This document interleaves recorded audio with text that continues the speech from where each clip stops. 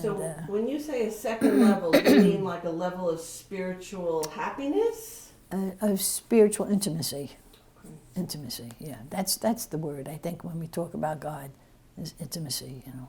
Well, you know, anytime you read any of the books, like, you know, the word mystical, we used to just read over it and all that. And now there were books coming out using the word mystical. And almost everybody can be a mystical.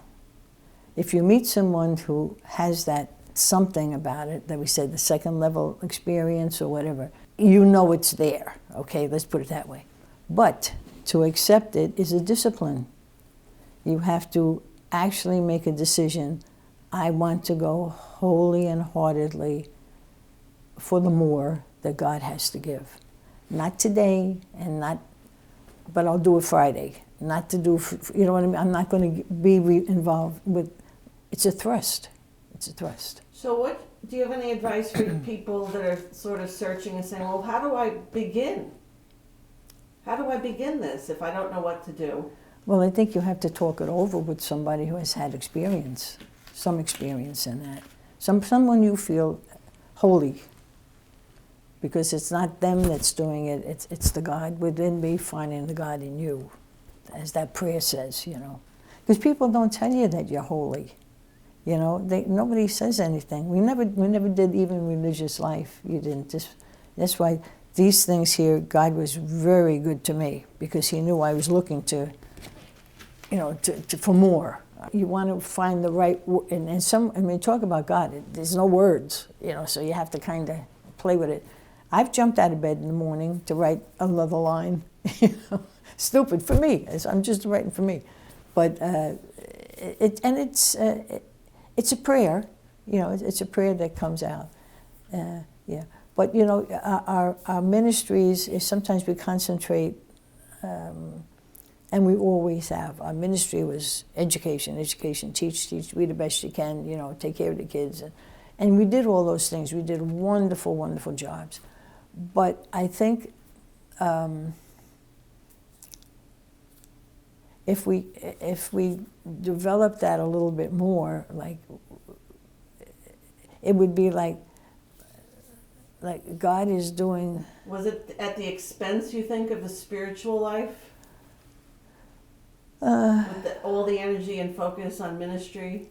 Well, you know, because you can't really say that when you see the sisters, and they're all very, very holy, if you sit down and talk with them, you know, but we never really did that. I'm not saying it was a deficit, because I don't know. But I will say that when you sit with people one-on-one, God is there, and so therefore it develops. But if you don't discuss it, it doesn't, you know. And if you're so busy rushing, like me, if you're so busy rushing from one thing to the next, it's hard to take the time and space to create those. Yeah, but remember, the gift of contemplation is nothing that you do. It's a gift from God. So he's always there.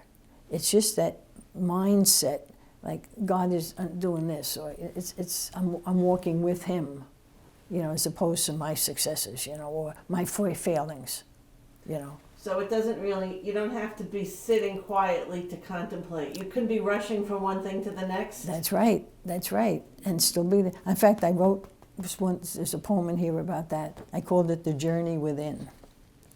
I hurry through the paces of the day, long hours of others' needs satisfied. Here, there, hands outstretched everywhere, reaching for something, anything, my very soul. Still I hurry. Fatigued, empty, and worn, I hurry, deeply immersed in the drama of life's dilemmas and joys, the daily intricacies that comprise the makeup of man, interpreting the mysteries of life, searching earnestly for their meaning. Still I hurry.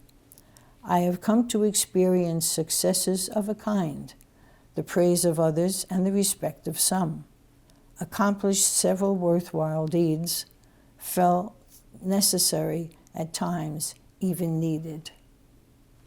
Still I hurry.